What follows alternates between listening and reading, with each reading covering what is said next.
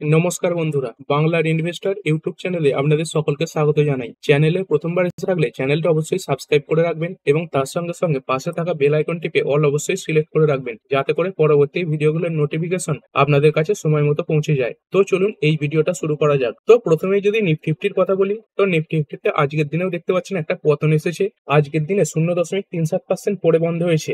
আজকের লো দেখতে পাচ্ছেন 25,718 এবং আজকের যে হাই সেটা হচ্ছে 25,944। তো মোটামুটি এরই কিন্তু মাঝামাঝি জায়গাতে নিফটি আজকে ক্লোজিং দিয়েছে। তো এই জায়গায় দাঁড়িয়ে 25,700 এই লেভেলটাকে সাপোর্ট হিসেবে ধরতে পারেন। এই লেভেলের উপরে যতক্ষণ নিফটি ফিফটি থাকছে ততক্ষণ কিন্তু মার্কেট খুব একটা খারাপ সেন্টিমেন্ট দেখাবে না, কিন্তু 25,700 এই লেভেলটাকে যদি ভেঙে ফেলে তাহলে কিন্তু খারাপ সেন্টিমেন্ট আসতে পারে মার্কেটে। আর আজকে তো শুক্রবার, এই সপ্তাহে মার্কেট বন্ধ হয়ে গেল। তো সামনের সপ্তাহে সোমবার রয়েছে এবং মঙ্গলবার দিনেই নিফটির কিন্তু এক্সপায়ারি রয়েছে এবং এটা মান্থলি এক্সপায়ারি হতে চলেছে। তো সেই মান্থলি এক্সপায়ারির আগে এই নিফটি ফিফটি এটা কিন্তু আর 26,000 এই লেভেলটাকে ভাঙবে না। তো মান্থলি এক্সপায়ারির পরেই এই নিফটি ফিফটি এটা কিন্তু 26,000 লেভেলটাকে ভেঙে আবার উপরে উঠতে পারে। এরপর যদি ওভারঅল মার্কেট দেখি, নিফটি নেক্সট ফিফটি এটা 0.11% ডাউন হয়েছে। নিফটি ব্যাংক এটা পড়ে গেছে 0.65%। ফাইন্যান্সিয়াল সার্ভিসেস এটা 0.59% ডাউন হয়েছে। মিড ক্যাপ সিলেক্ট করেছে 0.30%। তারপরে অন্যান্য যে আরো ব্রডার মার্কেট ইন্ডাইসেস গুলো রয়েছে, যেমন নিফটি 100, 200, 500, এগুলো সবই দেখতে পাচ্ছেন 0.30% এর কাছাকাছি পড়া রয়েছে।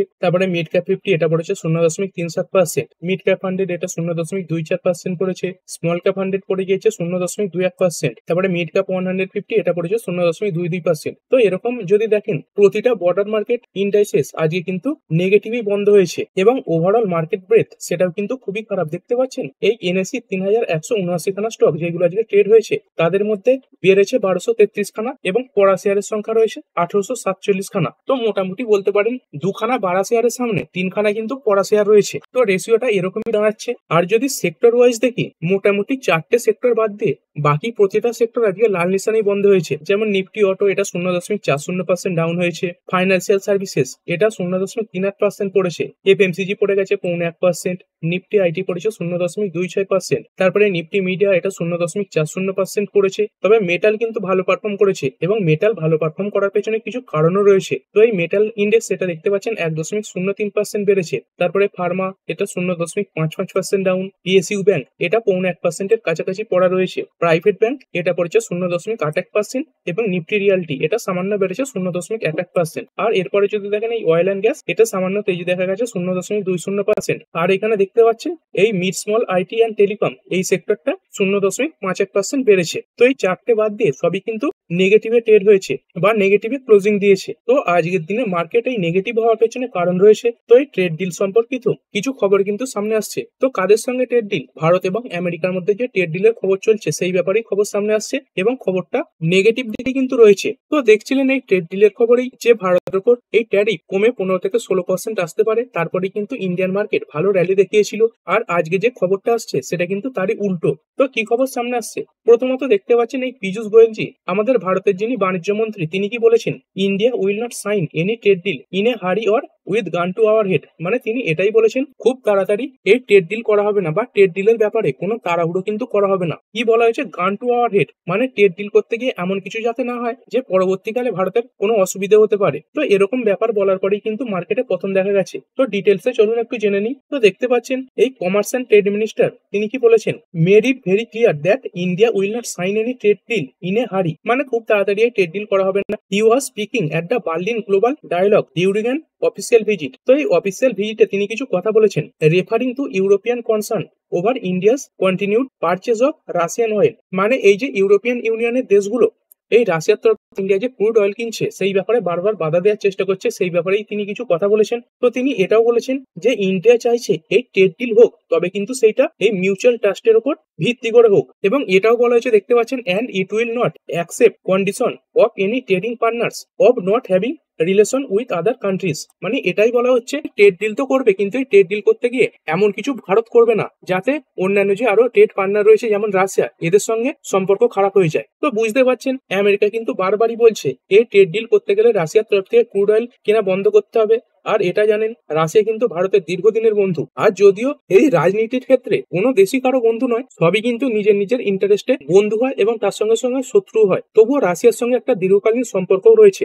তো সেই কারণে কিন্তু ভারত চাইছে না যে আমেরিকার সঙ্গে ট্রেড ডিল করতে গিয়ে রাশিয়ার সঙ্গে তাদের সম্পর্ক খারাপ হোক, কারণ এতদিন আমরা দেখে এসেছি প্রতিটা জিনিসেই ভারতকে কিন্তু রাশিয়া সাপোর্টও করে এসেছে। দেখতে পাচ্ছেন as per the latest Reuters report, the U তারপরে United Kingdom and the United States are pressuring New Delhi to scale back imports of discounted Russian crude. মানে এটাই বলা হচ্ছে যে ইউরোপিয়ান ইউনিয়নের দেশগুলো, এই ইউনাইটেড কিংডম তারপরে ইউনাইটেড স্টেট বা আমেরিকা, এরা কিন্তু বারবার ভারতের উপর প্রেসার ক্রিয়েট করার চেষ্টা করছে যাতে এই রাশিয়ার তরফ থেকে ইন্ডিয়া এই সস্তা ক্রুড অয়েল না কেনে। আর ভারতকে তো এমনি দেখতে পাচ্ছেন রাশিয়া অনেকটা সস্তাতেই এই ক্রুড অয়েল সরবরাহ করছে। তো সামারি কি দাঁড়াচ্ছে যে অন্যান্য দেশের সঙ্গে এই ট্রেড রিলেশন বন্ধ করে কিন্তু ভারত এই আমেরিকার সঙ্গে ট্রেড ডিল করবে না। তো এই খবরে মার্কেটে কিন্তু প্রেসার দেখা গেছে।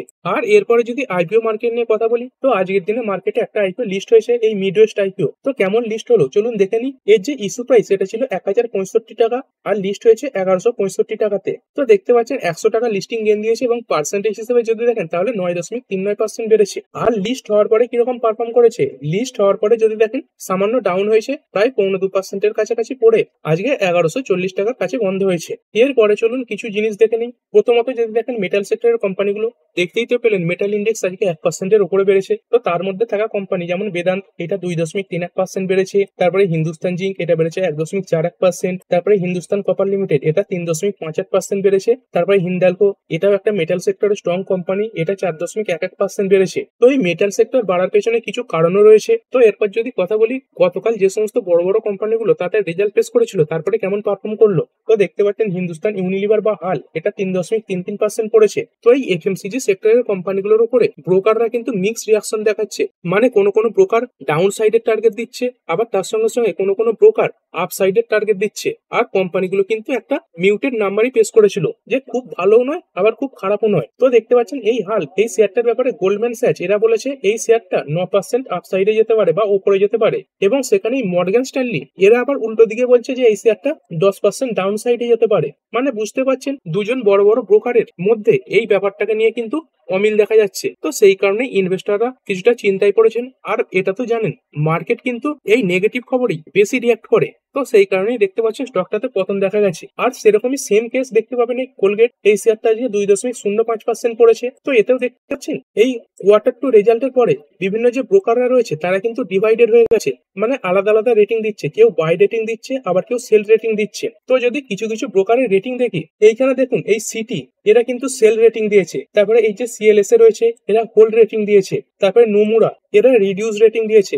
মানে শেয়ার পোর্টফোলিও থেকে কিছু কমাতে বলছে। তারপরে এই যে জেব্রিজ রয়েছে এরা আবার বাই রেটিং দিয়েছে, তারপরে নুভামা এরা বাই রেটিং দিয়েছে, তারপরে আইসিআইসিআই সিকিউরিটি এরা আবার সেল রেটিং দিয়েছে। তো বুঝতে পারছেন ব্রোকারদের মধ্যে কিন্তু আলাদা আলাদা রেটিং আসছে। আর এরপরে যদি বাড়া কমা শেয়ারগুলো দেখি, তো প্রথমে চলুন যে শেয়ারগুলো বেড়েছে দেখে নিই। প্রথমে দেখতে পাচ্ছেন shipping corporation of India limited, এই শেয়ারটা আজকে 9% কাছাকাছি বেড়েছে, গতকালও বেড়েছিল 9% কাছাকাছি, এবং 5 দিনে যদি দেখেন তাহলে প্রায় 22% কাছাকাছি বেড়েছে। তো যদি দেখেন এই যে অ্যাক্সিস সিকিউরিটি রয়েছে তারা বাই রেটিং দিয়েছিল এবং টার্গেট প্রাইস বাড়িয়ে দিয়েছিল। তো টার্গেট প্রাইস দিয়েছিল 275 থেকে 289। তো দেখতে পাচ্ছেন এর 2 থেকে 4 দিনেই সেই যে টার্গেট প্রাইস সেটা কিন্তু অ্যাচিভ করে ফেলেছে, এখন এই 274 কাছাকাছি চলছে। এবং তার সঙ্গে সঙ্গে গভর্নমেন্টের তরফ থেকেও কিছু খবর আসছে। তো গভর্নমেন্ট কি বলছে দেখতে পাচ্ছেন, government likely to pause shipping corporation of India privatisation amid global trade shift. মানে গভর্নমেন্ট খুব শীঘ্রই এই কোম্পানির যে প্রাইভেটাইজেশন সেটা কিন্তু করবে না, মানে গভর্নমেন্টই এই কোম্পানিটাকে বর্তমানে হ্যান্ডেল করবে। তো কি কারণে গভর্নমেন্ট এটাকে বর্তমানে হ্যান্ডেল করবে বা প্রাইভেটাইজ করবে না, তো দেখতে পাচ্ছেন বর্তমানে এই যে গ্লোবাল শিপিং রুট সেখানে কিন্তু বিভিন্ন ডিসরাপশন দেখা যাচ্ছে, মানে বাধা বিঘ্ন দেখা যাচ্ছে। এবং তার সঙ্গে সঙ্গে যাতে বিদেশি ভেসেলের উপর বেশি নির্ভরশীল না থাকতে হয় সেই জন্যই কিন্তু এই কোম্পানিটাকে বর্তমানে প্রাইভেটাইজ করা হবে না। এবং তার সঙ্গে সঙ্গে এই কোম্পানির যে বোর্ড রয়েছে তারাও কিন্তু একটা লং টার্ম বিজনেস প্ল্যান সামনে রেখেছে এবং ভবিষ্যতে তারা তাদের যে বিজনেস সেটাকে কিন্তু আরো ভালোভাবে এগিয়ে নিয়ে যাবে। তো এই প্রাইভেটাইজেশন এটা বন্ধ হওয়ার কারণে কি কি হবে দেখতে পাচ্ছেন, এই যে ন্যাশনাল সিকিউরিটি সেটা উন্নত হবে, তার সঙ্গে সঙ্গে এই যে ট্রেডের যে বাধাবিঘ্ন সেটা অনেকটা কমবে, এবং তার সঙ্গে সঙ্গে এই যে আত্মনির্ভর ভারত ইনিশিয়েটিভ তার পথেও কিন্তু এগিয়ে চলবে। তো এসব কারণে স্টকটাতে ভালো তেজি দেখা যাচ্ছে। তারপরে চোলামণ্ডলম ফাইন্যান্সিয়াল হোল্ডিং এটা 6.5% কাছাকাছি বেড়েছে, গ্র্যাভিটা ইন্ডিয়া বেড়েছে 5.34%, আর এরপরে ন্যাশনাল অ্যালুমিনিয়াম কো লিমিটেড এটাও একটা মেটাল সেক্টরে কাজ করা কোম্পানি, এটা 3.38% বেড়েছে। তো এই মেটাল সেক্টরে কাজ করা কোম্পানিগুলো কেন ভালো পারফরমেন্স দেখাচ্ছে, তো প্রথমে যদি দেখেন কিছুদিন আগে যে খবর এসেছিল এই ডোনাল্ড ট্রাম্প চায়নার প্রেসিডেন্ট জাই জিনপিং এর সঙ্গে মিটিং করবেন না, তারপরে কিন্তু উল্টো খবর আসছে দেখতে পাচ্ছেন, Trump to meet China Xi Jinping for the first time in second term as trade deal remains elusive. তো পরবর্তী সপ্তাহেই এই চায়নার প্রেসিডেন্ট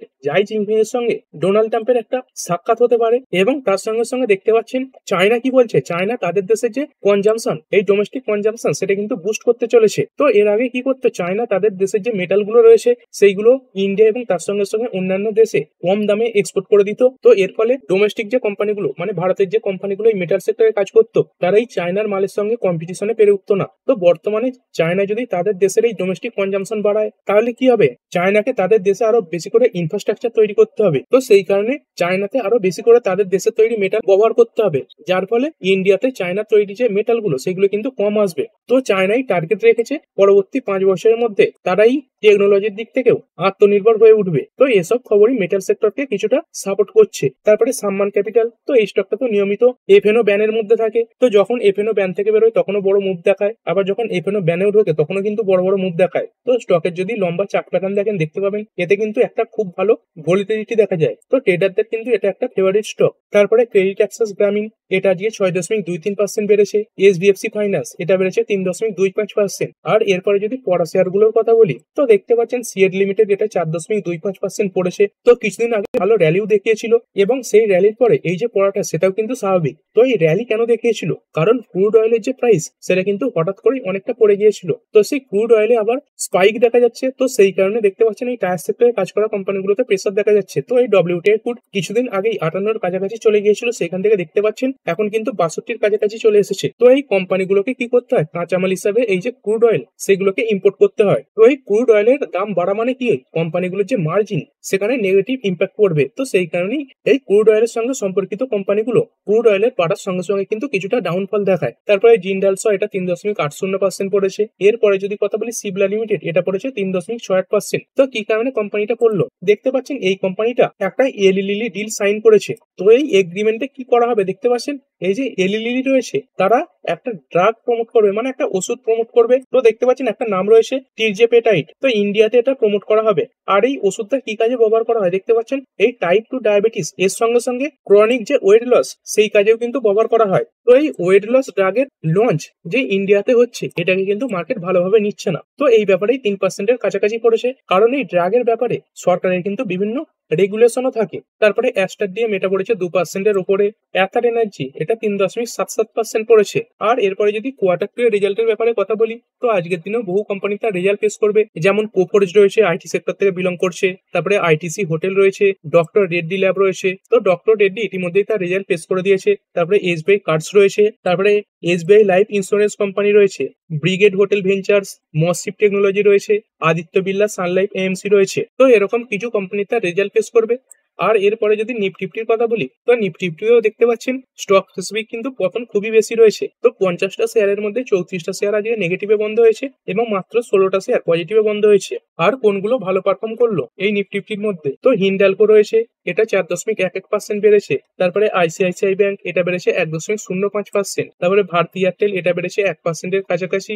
শ্রীরাম ফাইন্যান্স এটা বেড়েছে 0.97%। এবং যদি কথা বলি ওএনজিসি এটা 0.94% বেড়েছে। আর পড়লো কোনগুলো, তো পড়া শেয়ারের মধ্যে সিবলা রয়েছে এটা 3.68% পড়েছে। এই যে ওয়েট লস ড্রাগ ভারতে প্রমোট করতে চলেছে সেই ব্যাপারে স্টকটাতে পতন এসেছে। তারপরে এই রেজাল্টের পরে হিন্দুস্তান ইউনিলিভার এটা 3.33% পড়েছে। তারপরে ম্যাক্স হেলথ এটা পড়েছে 2.25%। আল্ট্রাটেক সিমেন্ট এটা 1.93% পড়েছে। তো এই ক্রুড অয়েলের দাম যে হঠাৎ বেড়েছে তারপরে কিন্তু এটা পতন দেখা গেছে, এবং এর সঙ্গে সঙ্গে আদানি পোর্টস এটা 1.82% পড়ে বন্ধ হয়েছে। তো এই ভিডিওটা এখানেই শেষ করছি। পরবর্তী ভিডিওতে আরো কিছু স্টক স্পেসিফিক নিউজ এবং তার সঙ্গে সঙ্গে বিভিন্ন কোম্পানিগুলোর কোয়ার্টার 2 এর রেজাল্ট এবং গ্লোবাল যে সমস্ত খবর থাকবে সেইগুলোকে ডিটেলসে আলোচনা করা হবে। তো ঠিক আছে বন্ধুরা, আশা করছি ভিডিওটা আপনাদের ভালো লেগেছে। আপনি চাইলে এটাকে লাইক এবং শেয়ার করতে পারেন। আর শেয়ার মার্কেট মার্কেট সংক্রান্ত ডেইলি নিউজ আপডেট পেতে চ্যানেলটা সাবস্ক্রাইব করে রাখবেন এবং পাশে থাকা বেল আইকনটি টিপে অল অবশ্যই সিলেক্ট করে রাখবেন, যাতে পরবর্তী ভিডিওর নোটিফিকেশন আপনার কাছে সময় মতো পৌঁছে যায়। আর হ্যাঁ, ভিডিওটি শুধুমাত্র ইনফরমেশন এবং এডুকেশনাল পারপাসের জন্য বানানো হয়েছে। আমি সেবি রেজিস্টার্ড নই, তাই কোনো প্রকার শেয়ারে কোনো প্রকার বাই, সেল, হোল্ড বা অ্যাভারেজ করার কোনো সিদ্ধান্ত নেওয়ার আগে আপনার যে ফাইন্যান্সিয়াল অ্যাডভাইজার আছে তার সঙ্গে অবশ্যই আলোচনা করবেন। দেখা হচ্ছে পরের ভিডিওতে। ধন্যবাদ।